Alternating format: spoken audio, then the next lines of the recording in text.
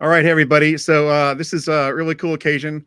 I've got Matt and Ross from Atlas here, and we're going to do a little interview and pick their brains about stuff, and just hopefully get some answers to some questions you've had about Atlas. If you don't have anything made by Atlas yet, hopefully you will after watching this, and if you do, well then this will probably help reinforce that and help you spend more money in the end. So should be a good time. So hey, Matt and Ross. So I thought we'd start off by just maybe you could just tell us a bit about yourselves and like what you guys do there.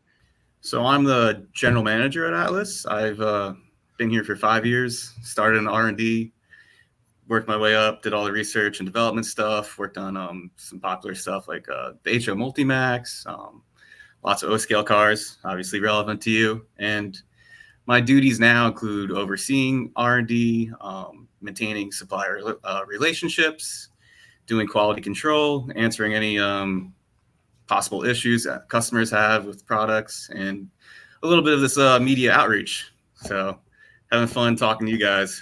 So I started about a year and change ago, and with Atlas, I'm a sales account executive now. It's a lot of fun. I do some data entry, social media with Matt over here, doing our live streams on our channel, and a lot of train shows they start sending me off to. I don't know what they're thinking, but I like talking about trains. It's just what I do. I do model HO behind me, but I did grow up watching your channel, actually. Like, it had to be like 10, 15 years ago. Yeah. So this is a big moment for me. So I'm pretty excited to be here. That's awesome. So yeah, Atlas is they're celebrating the 100th anniversary. Oh yeah. And so when was that? When is the 100th anniversary? Is it 2024 or 2023 or? It's 2024. Okay, so we were founded in 1924 as a tool and die shop in Newark, New Jersey, and it was the main business was a tool and die. The model railroad came much later.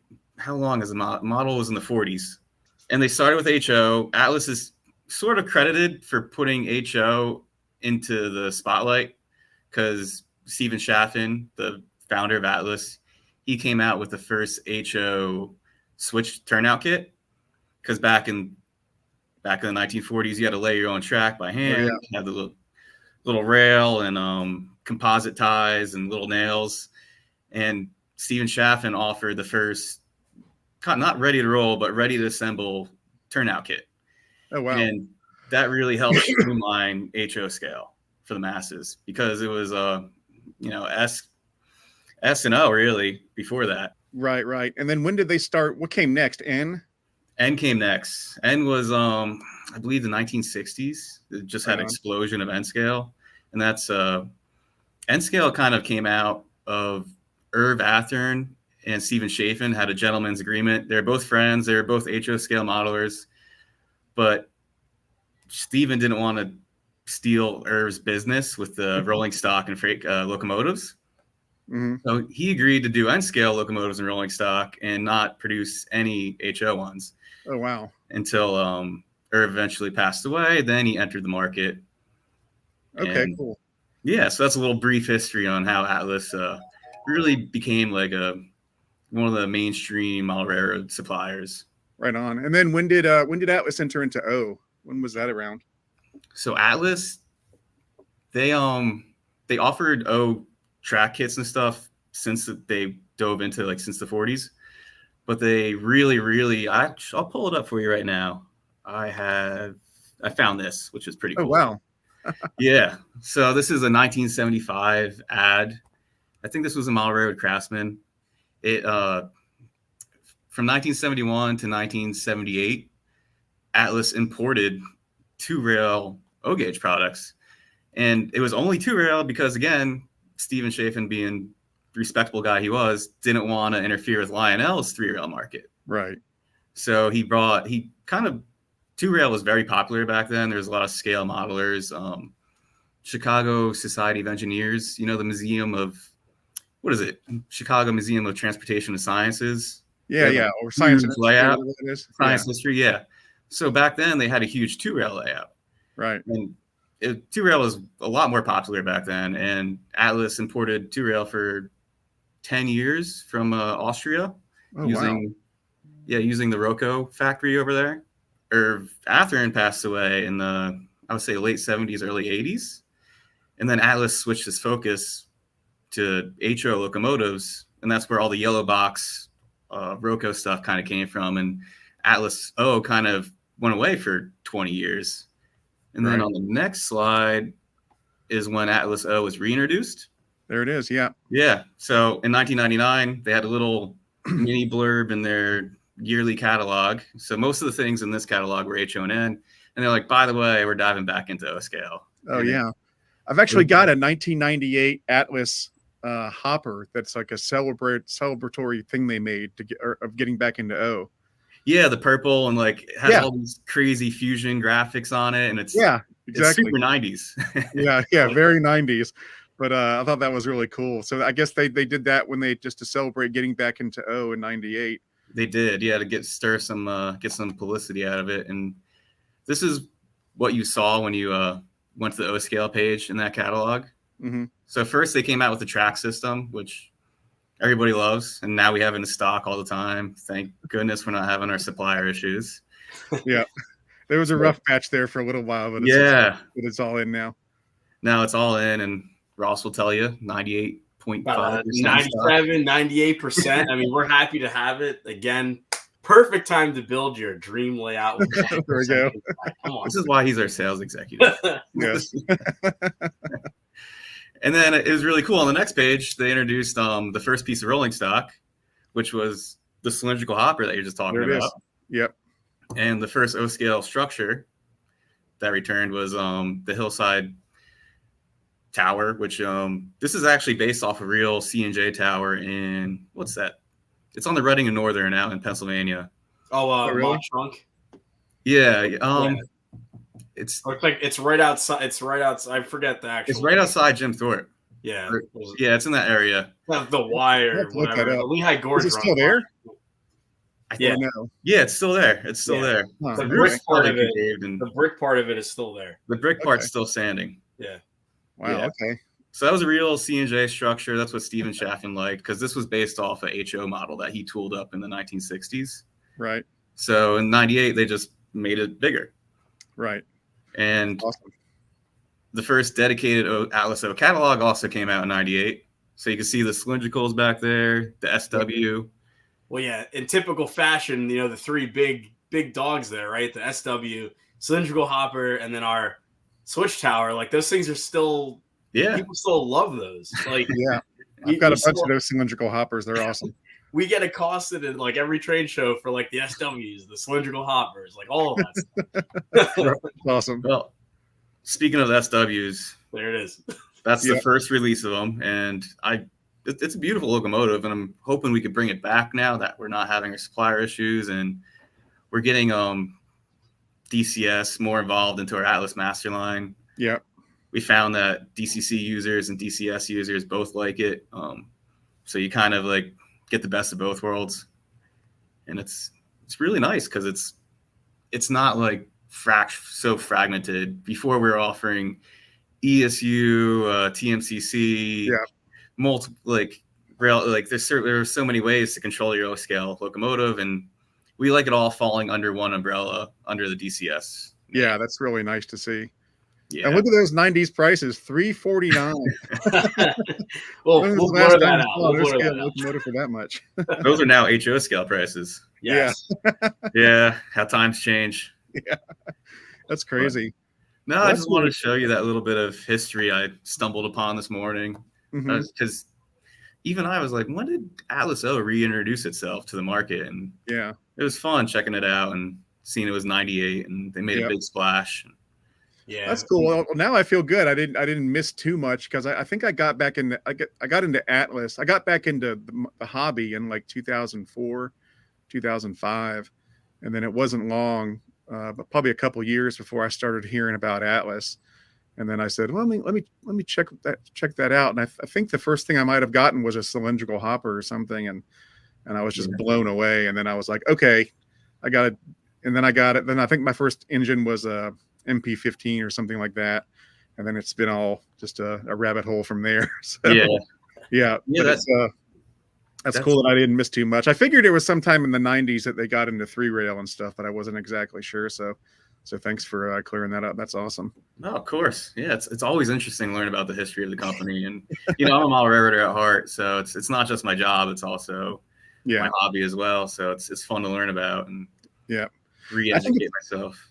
Yeah, it's really neat how many, when you meet people from various companies, whether it's Atlas or Lionel or MTH or what have you, it amazes me that so many of the people in the companies are actually trained people. Not obviously not everybody. Some people have to be the bean counters and all that kind of stuff. They're important too. But it's amazing the amount of people that are actually trained fans, that they're actually trying to make something really cool. And it's not just, oh, we're just making XYZ product today. So let me segue from that into, you were talking about DCS. All right.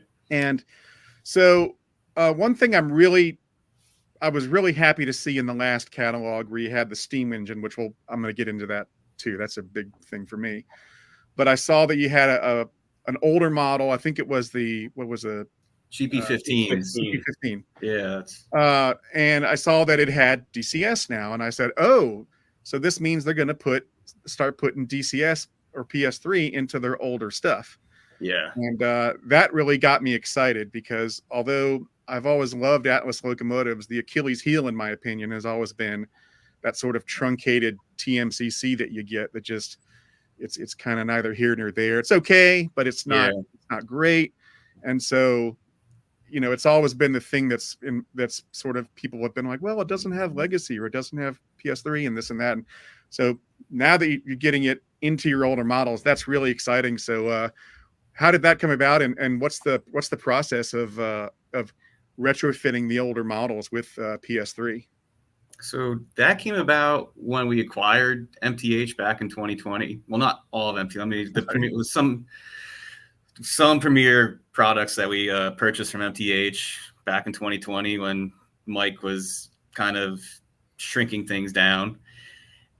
We developed a really good relationship with Rich and Andy and Mike and Dave Kriebel and all those guys at MTH. We all, we started emailing each other constantly, started doing phone calls together, and because the premier locomotives that we purchased were all set up for DCS, and we kind of were like, what electronics are we going to put in there? So we worked out a deal where we can source DCS electronics, and it's always been like good to have something that's DCS and DCC compatible. Like, it gives you both options, right? So TMCC got harder and harder for us to source too. So that, like, it really made it a no-brainer once we started working with Rich and Andy and Dave to go full bore into DCS. And we knew we would get some gripes from TMCC users, but I think it's better for our market in general. And we're kind of like partnering with MTH every now and then, and we just have a good relationship with those guys. And the supplier that is making a lot of our O-scale locomotives is already used to the DCS electronics, and it just seemed like a no-brainer and a kind of like a slam dunk for us. It's always TMCC, DCS, right? Like, it's so polarizing. Right. And the easiest way to kind of just say this is happening is it's, you pay your hard-earned dollars for like our newest locomotive that we can offer you. It's got the bells and whistles we want it to do. It's got the detail, but you're getting sounds from like 1999, right? Like, that doesn't make sense. Just to put it that way. And we want you to have the best engine you possibly could have, and this is the best route for it to happen.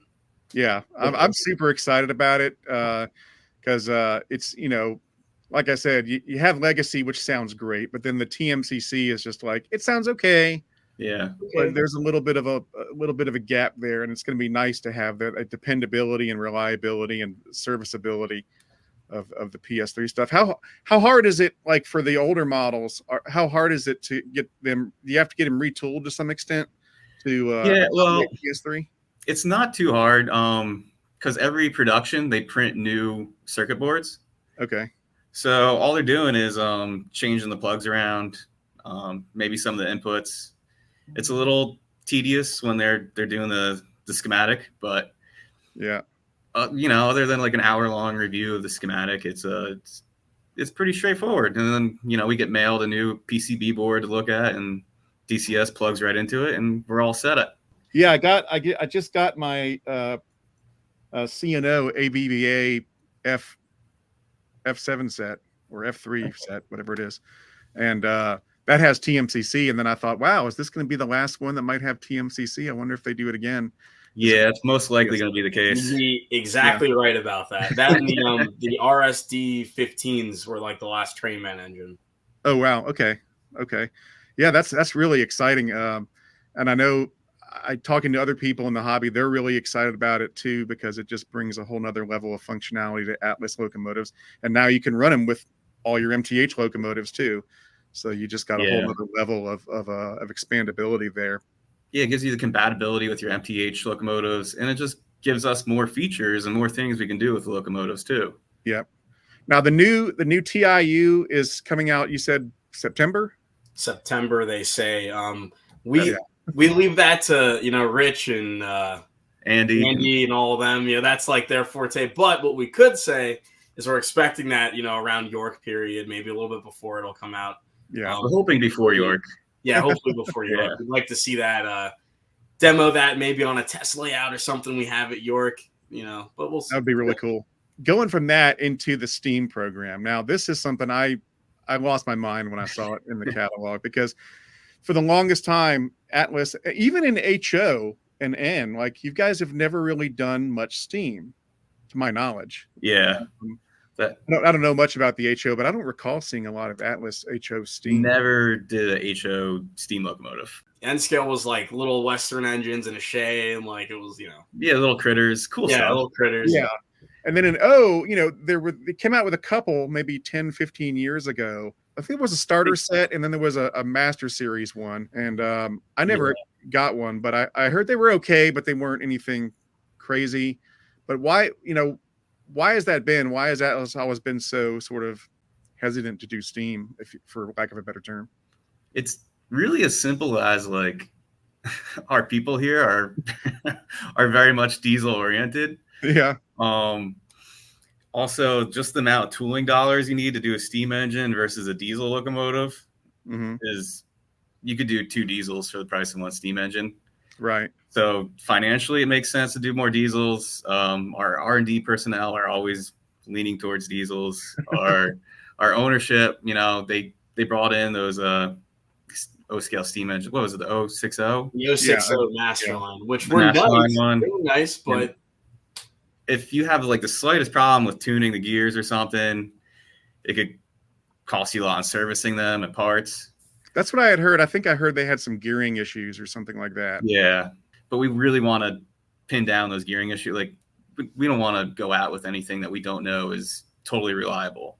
Right. Like the Weaver 280 that we just announced, we tested that for months before going out to market with it. Yeah. Well, that's one thing I've always liked about Atlas, is that, at least from my point of view, Atlas has never been a company that does something sort of half-baked. Yeah. They've never come out with something that was sort of like, yeah, we're just throwing it out there to see how it does, and we'll fine-tune it once it's out there. And that's what I've always liked about Atlas. And in fact, I think a lot of that stems from their origins in HO and N, whereas, with Lionel, for example, Lionel has never been, I love Lionel, but they've never been a company that has been obsessed with details and accuracy and having everything absolutely perfect. Yeah. That's just, they get close sometimes, but that's not who they are. They're more about making fun stuff that has new, exciting technology and all that stuff. But with Atlas, I think because you guys began in HO and N, you're kind of used to that community where, if you bring out an HO product that is subpar, you're going to get hammered. We know about it. HO people have no tolerance for none whatsoever. Right. They'll go on the forums and and there's so much competition in HO, so much more than O, that if you don't make a good product, they can just go get somebody else's. Absolutely. You see so many times in HO, multiple companies make the same prototype. Right. So you got to be good at what you do. And going back to the basics, Atlas, the first box we check on our models coming out is, does it run smooth? Does it operate well? Is it quiet? And does it conform to all the standards out there? We really start with the most basic thing, because that's going back to the HO origins, when we sourced models from Rocco and Kato back in the 80s, they had ultra quiet drives. They were heavy chest. They tracked really well. They pulled a lot. Mm-hmm. So that's kind of like the most basic thing. Is it quiet? Does it pull a lot? Is it reliable? And it's kind of stuck with us. Yeah. And I think that's really made an impact on your O stuff where, as far as I'm concerned, and a lot of other guys I know, Atlas makes the best, the most highly detailed, accurate O scale stuff out there. Thank you. Yes. And it also, I think it helps justify the price tag, because you can say, well, it's expensive, but if it's done well, people are willing to pay the money for it. And it doesn't bother me that the cars or the engines are pricey if they're done right and they run well. And I know they're going to run well when I put them on my layout. And to date, I can't recall ever having an Atlas product that was just like, I put it on the layout and it just was subpar or had some sort of an issue or didn't work with some switch or whatever, so it's a credit to you guys that you guys have such a high standard of quality. And again, I think that stems from your origins of the hard to please HO market. Yeah. So those guys are brutal. Well, even so, the you go back to the 280, and it's like, MTH and Lionel, they've made like every other steam engine like that you can try to make. So that's another thing. The market's already saturated for steam engines. Right. I know. But it's the right time. 100th anniversary. We wanted to do something big other than wrap. A massive locomotive, which we mentioned, later on. But the 280, it's just the right time for it. And the price point's great on it. It's like $799 MSRP. Yeah. I mean, like the thing, it's going to run great. We ran it for 4 days straight at 2 different train shows. And it's it was fun. Like it ran really well. That's awesome. Yeah. I mean, it's so exciting to see some of those, that Weaver stuff come out.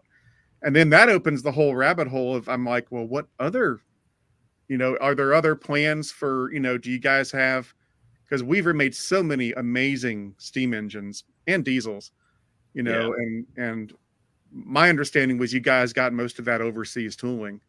Yeah, we acquired all the China-based tooling, right? Because we already knew the supplier that they were using, so we had a relationship with that supplier, and it just made it easy because it's like, here, make this. You already made it before. Yep. And I believe Lionel acquired all their USA-based tooling.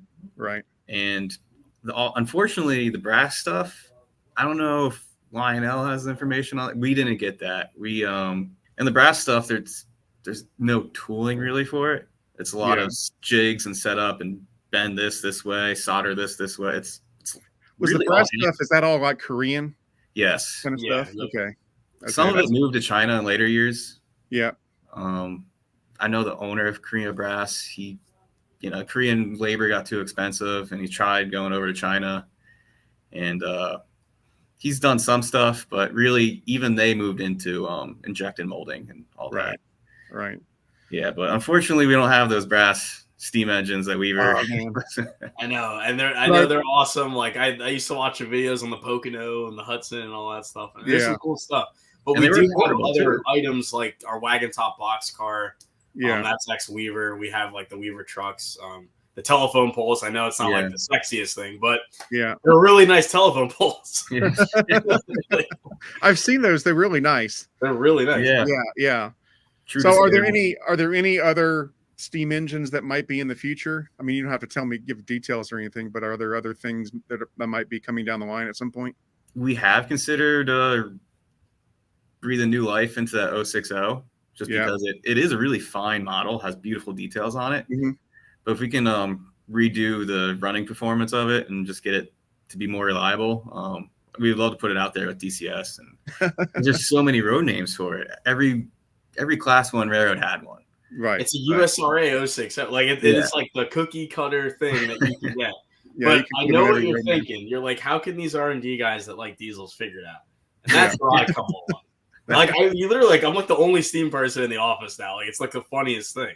Yeah. So, we'll see. Ross is our resident steam enthusiast. Yeah, we'll see. That's awesome. Yeah, that's I can't tell you how exciting that was to see that and see Atlas going to do some steam. And I know, again, like you were saying, I mean, I was like, if Atlas is doing the steam engine, they're going to do it right, because they don't they don't mess around and bring out half baked stuff. And, yeah, we don't bring it out unless we're 100% comfortable with it. Yep.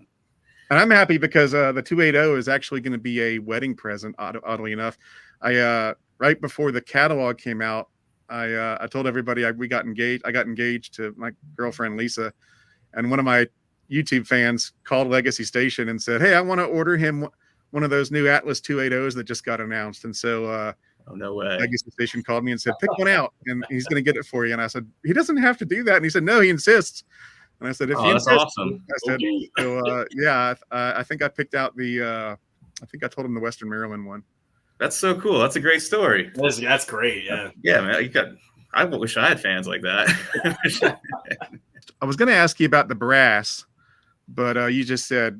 Yeah, no, we don't have any of that. And as far as the diesels that we acquired, the RS11 and the U25B from Weaver, they're on our radar, but we're really like now that we have this capability of rerunning the good old Atlas stuff, like the master, like the MP15s and the Centuries, and we really want to get those back in the market first. Because I'm really looking. I was thinking I was going to ask you about the MP15 because I've got a couple of the older ones, which the detail is fantastic, but again, they're a little bit hamstrung with the older TMCC, and I would love to see one of those with a PS3 in it because it's they're gorgeous models.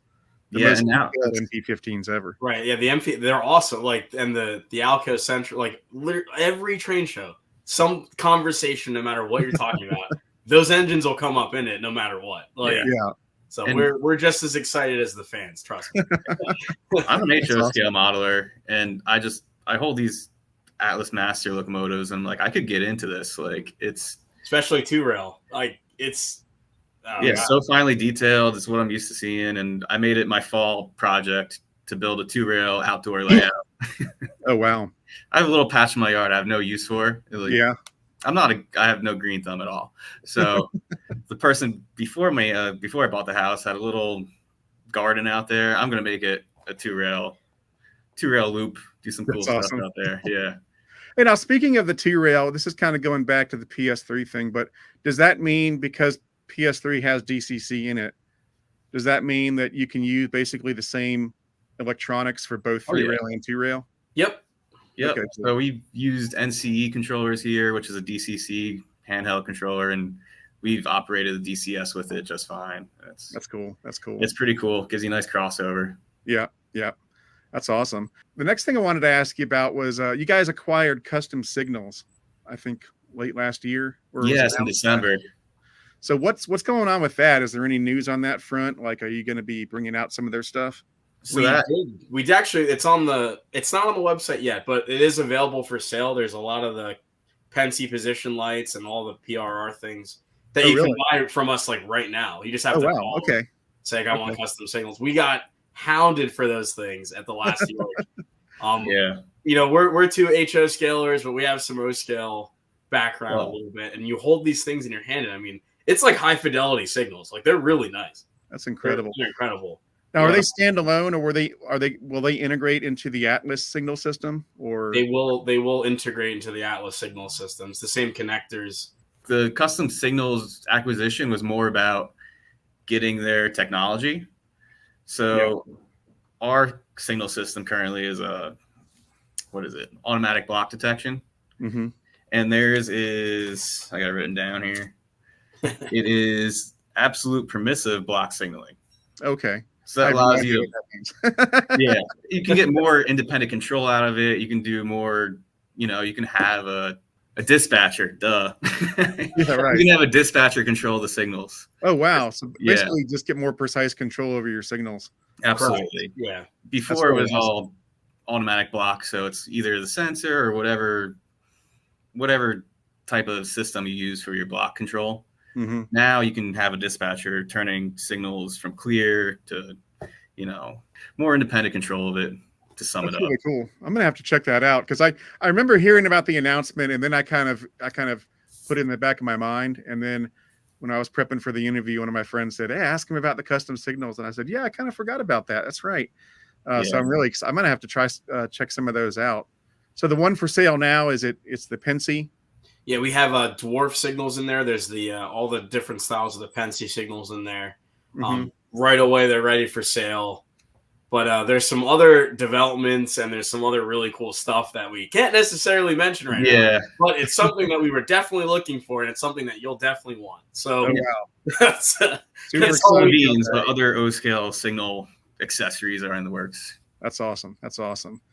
Yeah, this is so exciting. I mean, to me, like with the MTH stuff and the custom signal stuff and now the Weaver stuff, you know, to me, like Atlas is making the best stuff they've ever made right now, that I've ever, at least in O.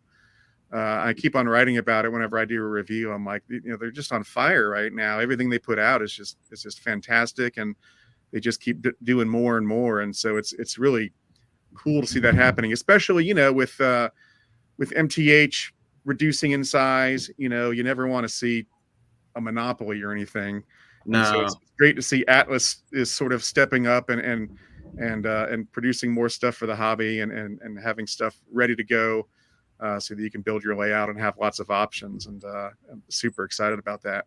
Yeah, and you know, we're happy Atlas is picking up the torch, because it's like, for a little while in the 2010s, O-scale, you know, there's like some grumbles, O-scale is dying off and blah blah blah, and we saw that with some of our orders. We couldn't hit our large MLQs at the time for some of the Atlas master locomotives, but now with new suppliers and just our relationship with MTH and stuff, it's like we can bring Atlas back. Like we can bring Atlas O really back to life as it was when it was booming in the early 2000s, and it's great. It's a ton of fun to be a part of it, and it added a big fire. Like you can see like the excitement levels and these catalogs. Like we have a lot of fun doing our live streams. We love doing interviews about them. We get really invigorated about this stuff. And guys like you are loving the product, which, you know, shows on our order form, and we can go to the money people within the company and be like, hey, we want to do more O-scale projects. And now, it's time for something cool. Like, come on. And now they stand behind it too. Your stuff has a tendency to sell out pretty fast.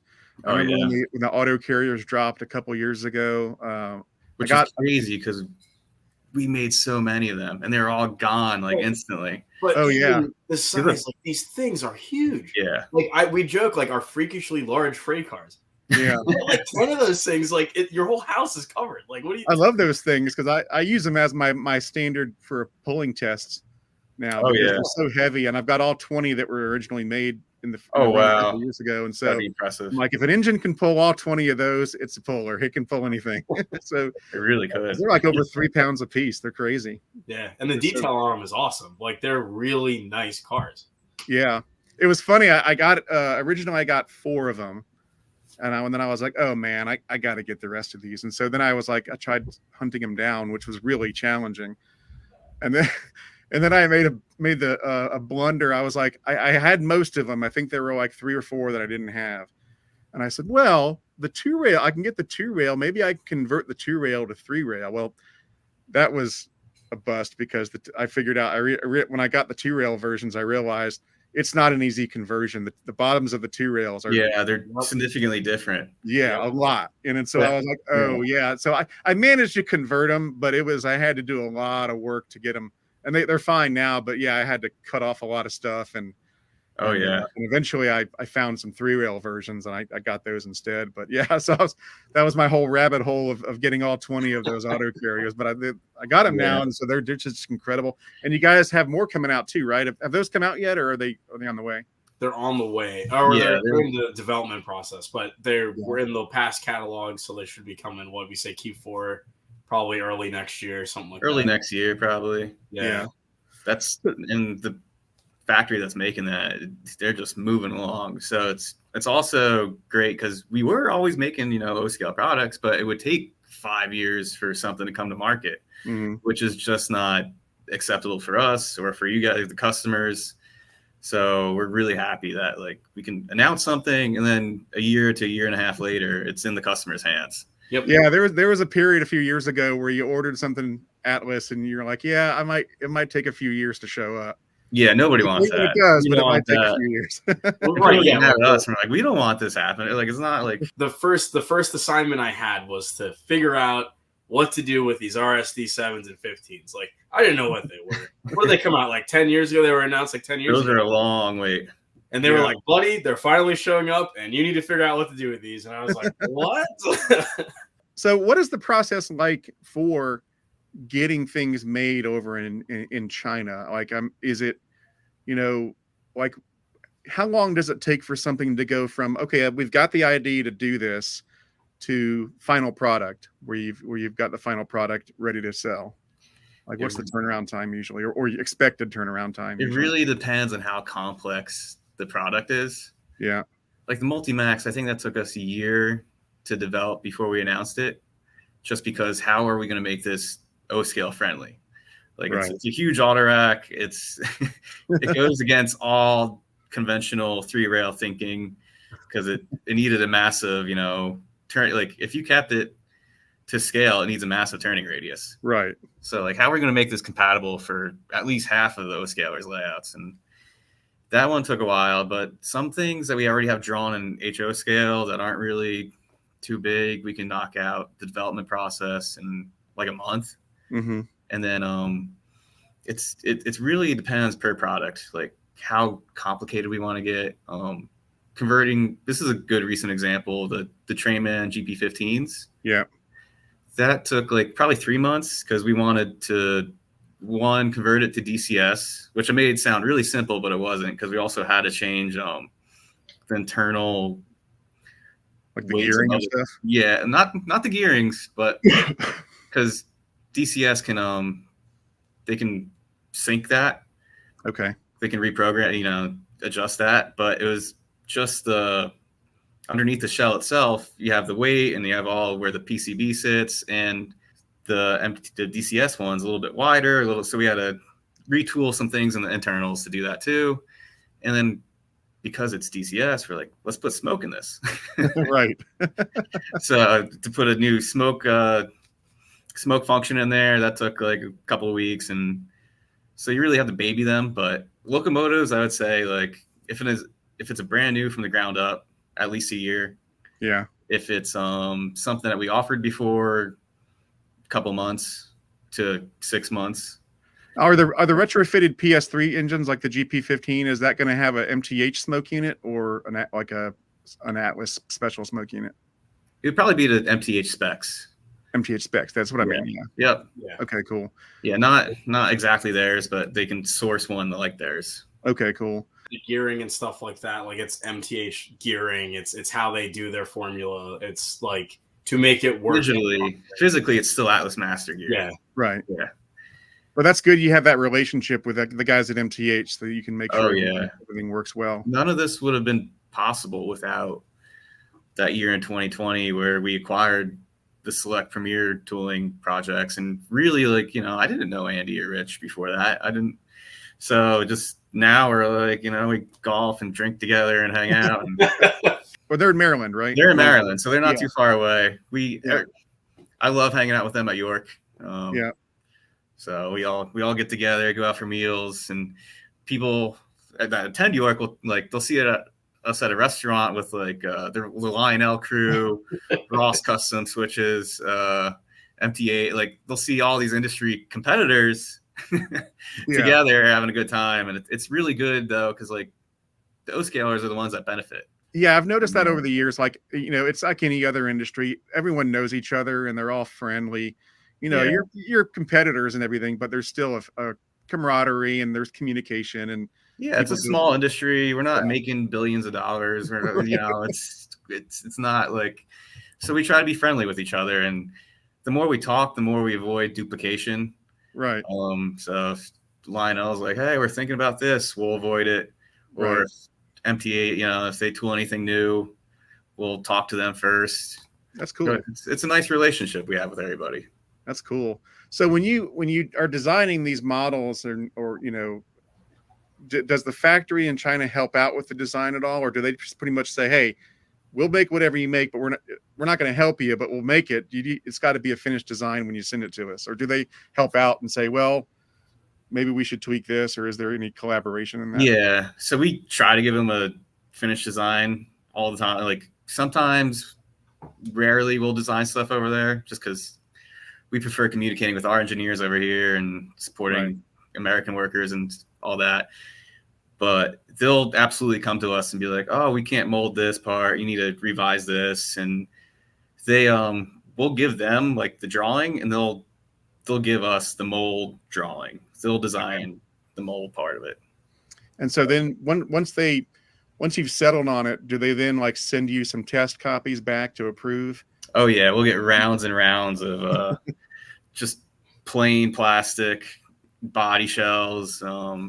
What they're called really is engineering samples. Yeah. So the first ones will just be like the body shells or just the chassis. Then we'll approve that, and then we'll get the whole thing put together but undecorated, and make sure all the lights function, everything looks good. After we approve that, we'll get color samples where they just spray paint a piece of plastic in the colors that we spec'd. Yeah. Make sure it's UP Armor yellow. It matches. That's another thing Atlas is good at, is always matching their previous colors. I was about to say that. I've never seen Atlas get a color wrong. Yeah. I don't know what you guys do. We have, but I've never seen. I'm sure it's happened, but we minimize it. Well, especially when people are paying $600 plus for an O-scale model. Right. No, you don't want to miss on a color selection. You don't want anybody disappointed with a very expensive model. Right. Yeah. Right. So we go through rounds of color selections too, and if need be, we'll mail them a model from a previous production and say, hey, we want to match the color on this, and just ensure it's correct. Yeah.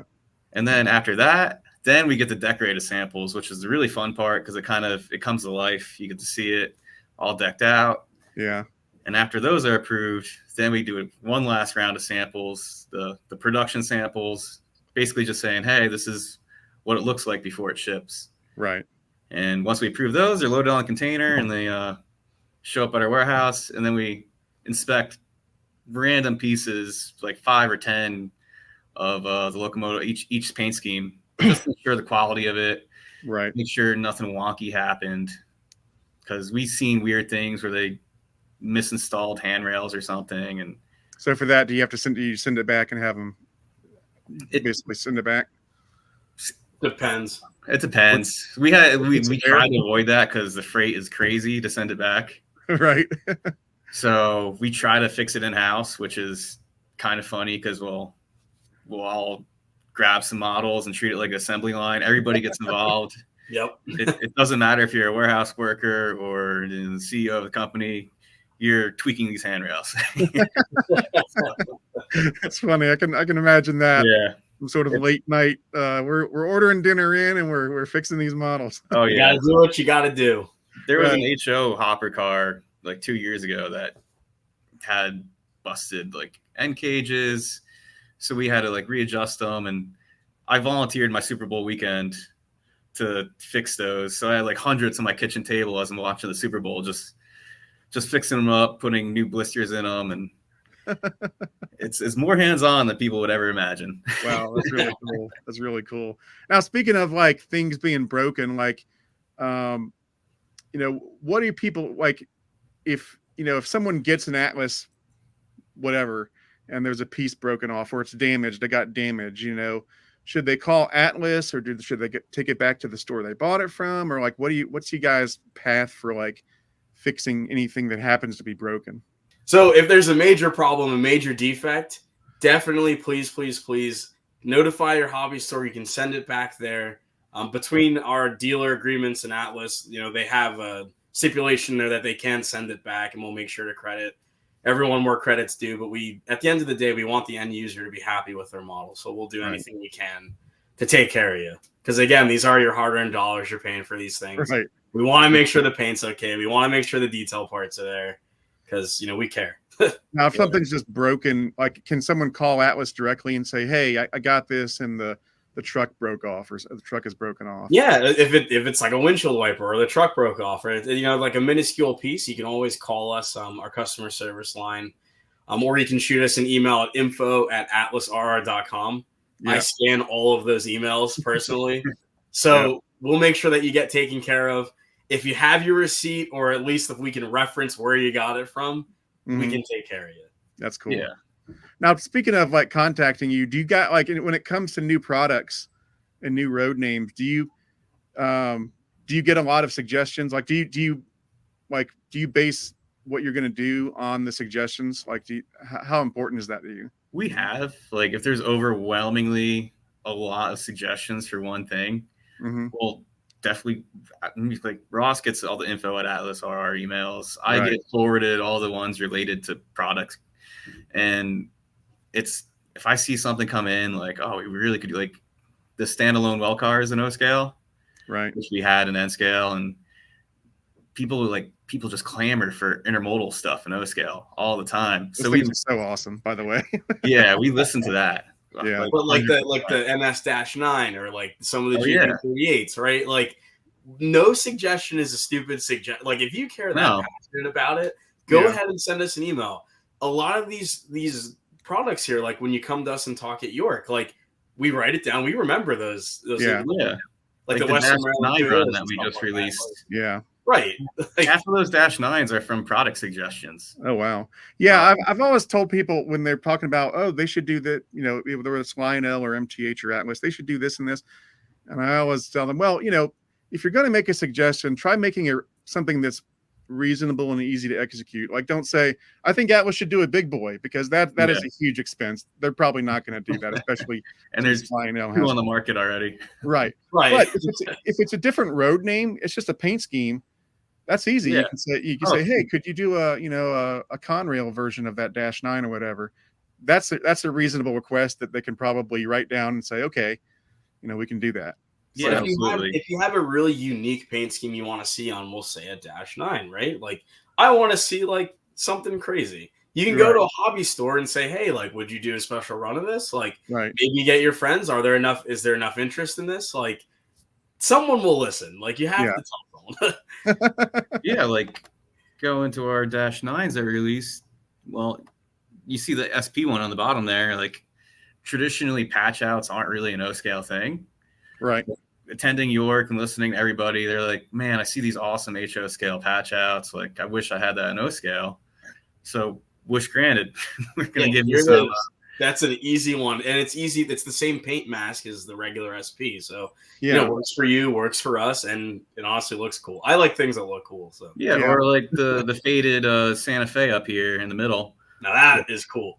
Yeah. The BNSF marking, like, it's very cool. People requested, I wanted some, like, you know, not bright as delivered looking -9. I kind of like want one in today's BNSF patch out. Yeah. So we did that. That's really cool. I didn't even notice that it's going to be faded and patched for BNSF. Yeah, the lighter red. It looks really cool. Wow, I didn't even notice that. Flew right over my head. That's awesome. But again, if you have product suggestions for the fans out there, info@atlasrr.com. Yeah, feel free. I scan them personally, and if they're good enough, we'll send them to Matt, or you can come and accost Matt at every trade show. Thanks, Ross. You're welcome. Yeah, I'm looking at these, and like half of these schemes too are requested from York, like the Conrail. MTH never did Conrail on their GP38, which is crazy. Oh, wow.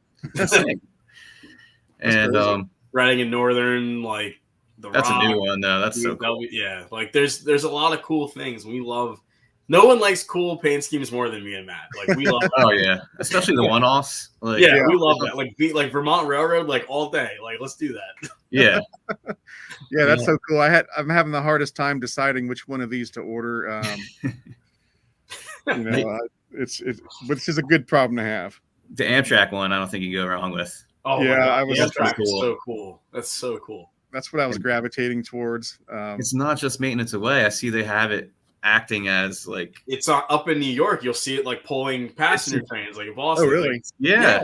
Wow. So they have a P42 on one end, providing the head end power, and then they have this on the other end, actually acting as like a cab car almost. It's really cool. That's incredible.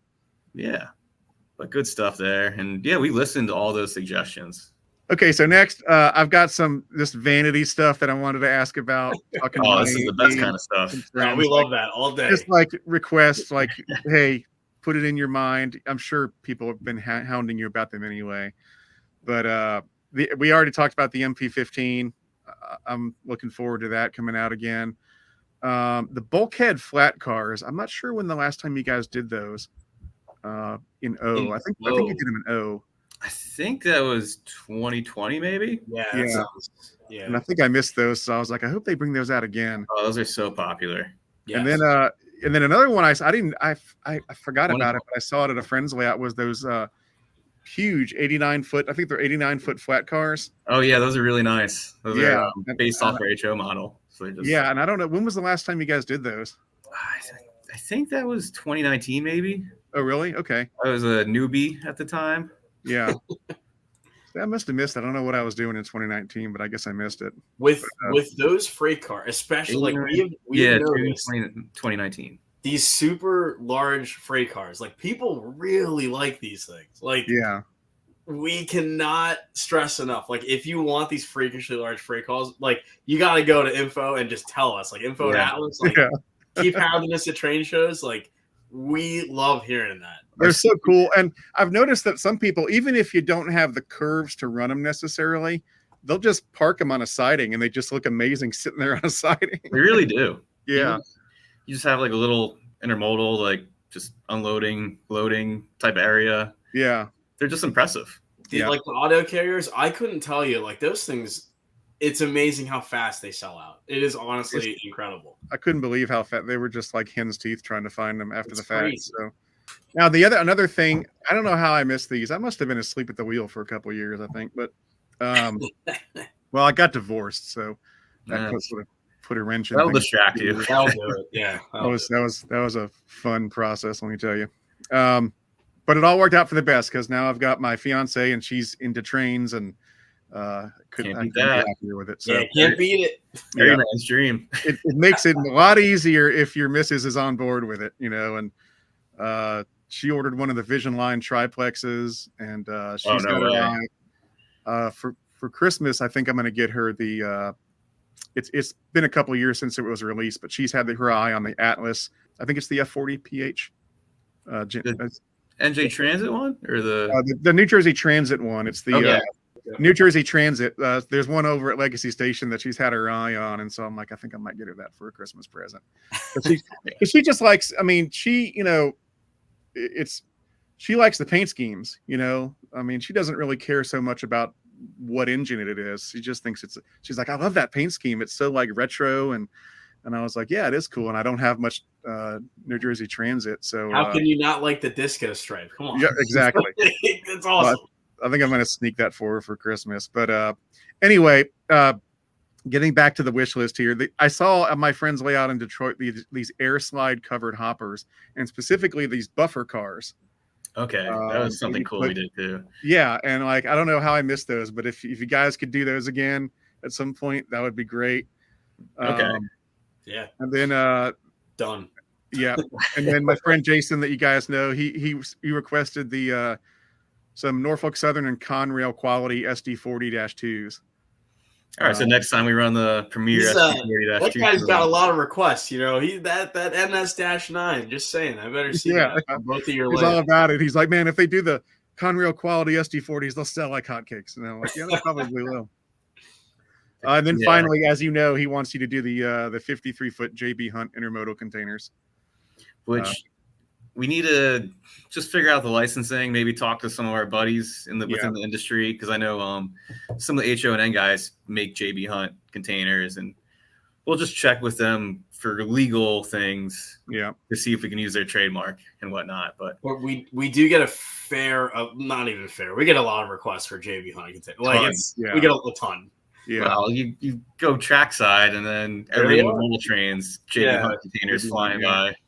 That's what I think. That's sometimes people forget that you have to make sure you get the licensing.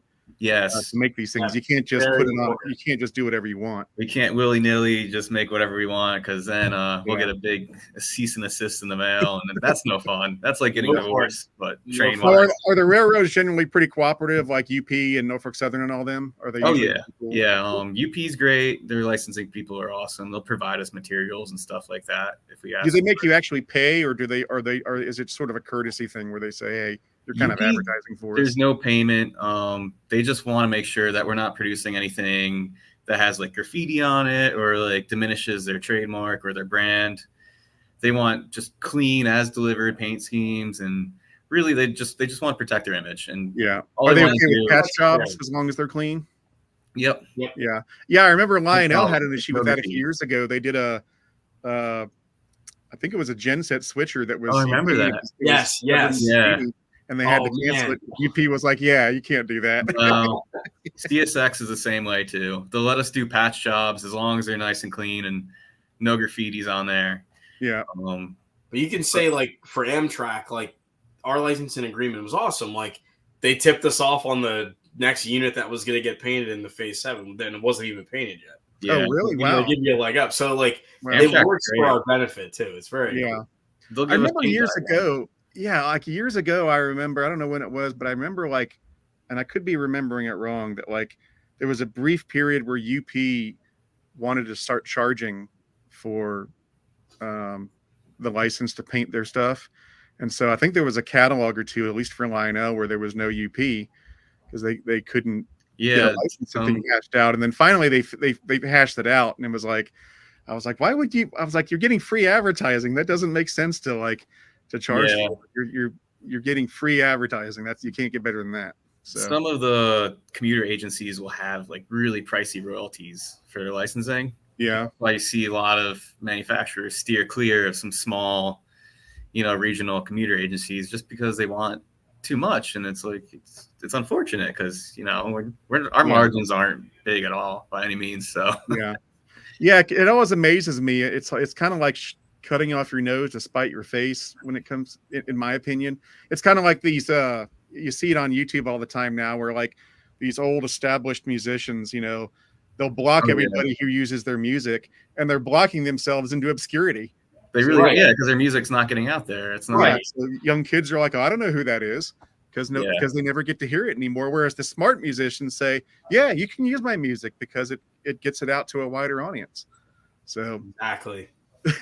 so it's good that the most of the railroads and everyone are cool about letting you guys do whatever you want as long as it's not defacing their stuff or making them look bad. Yeah. Well, we have a lot of railroads up here. Like, they're run by rail fans. Like, they themselves, Yeah. like, they want models of what they see, what they Do they have you guys send them stuff? Do they request models? We get all custom orders for like just railroads. They'll order our model and give it out to their customers along the line, and customers that give it to their stuff. employees. Sometimes That's the awesome. owner wants like 10 of them. Who knows? Yep, and it's a win-win because we get to make a cool little exclusive model for them, and then we can make some money off of it, and it's just everybody's happy. Yeah. Everyone's happy. Yeah. Oh, that reminds me. It just popped in my head because I was thinking Amtrak passengers. Do you think the California Zephyr cars might make an appearance again at some point in the future? Eric, that is a great question. 'Cause those things are like the rest of your passenger cars are here and they're great, but then the Zephyr cars are like, yes. They're amazing. They're beautiful. Yeah, that's been kicked around a lot this year, especially with the 100th year anniversary. I wouldn't be too surprised if you see another release of those. Not maybe this, maybe next year. Yeah. What we can say is something cool is going to happen. Okay, cool. Yeah. That's all I need to know. That's all. As long as it's in the Hotel's still very much growing here at Atlas. Yeah, that's really cool. That's really now, Ross, were you a train guy before you started working at Atlas? Yes. So I grew up near a short line near where I lived, and my mom used to take me down there. My parents, and they'd look at the train and I'd turn around and I'd start crying. So they're like, "All right, you probably like this thing." So over the years, I went to college. I joined the train club there. I started volunteering in a short line, and I amassed a bunch of HO trains that, thankfully my wife hasn't made me get rid of yet. So a little bit of a train guy, a little bit. Yet is the key word. Yeah, that's really cool. Well, yeah, this was awesome. It's really exciting seeing the way Atlas has been going the last few years. I mean, you guys have been on fire. I'm really glad I finally got to talk to you. I always see you guys at York, but I never want to occupy too much of your time because you guys are busy talking. Hey, if you want, and to that we say you want to stay the whole time, you're welcome. Do it. Yeah, you can interrupt us anytime. Yeah, but but I'm super excited. It's so fun. It's so gratifying to see Atlas really just firing on all cylinders and doing so much cool stuff the last few years, especially since all the MTH stuff went down. And are you guys going to be doing more of the shared tooling stuff with them? like with the We are. So I don't know if you noticed in the latest catalog, the catalog that just came out with the Dash 9s, we have the circus train and the straight carnival train, and it has the pup trailers from MTH. So they're basically on loan to us for just putting our paint scheme on it, and we let them use our tooling for something else. So we exchange uses of our tooling. That's really cool. We're like in the catalog with the heavyweight cars, right? Like there's some C&J cars in there. Well, guess who makes a C&J steam engine that happened to get announced, right? So, right. That's really cool. We got some cross collaboration there. Yeah, really we want to do more of that down the road too. Awesome, man. I'm real excited about the future. Anything else you guys want to say about the future of Atlas or anything else before we close it up? No, just keep your eyes open for more stuff. It's we got tons of stuff we want to do. We love doing all these cool models for you guys, the end users. Just come visit us at York. Come visit us at the train shows. We love talking to the customers, and we love interviews like this. Come out to York. Yep, I'll be there this year, and I'll see you guys, and hopefully we'll see some cool demo stuff on the table. Could be the return of the Atlas layout. Who knows? I don't know. Maybe. Yes, good. Yeah. Okay, cool. Yeah, that's awesome, man. Well, guys, thanks for taking the time for this interview. Really appreciate it. And have a good rest of your week. And again, I'll see you guys up at York. All right. Anytime, Eric. Thanks, you for having us on. Thanks a lot.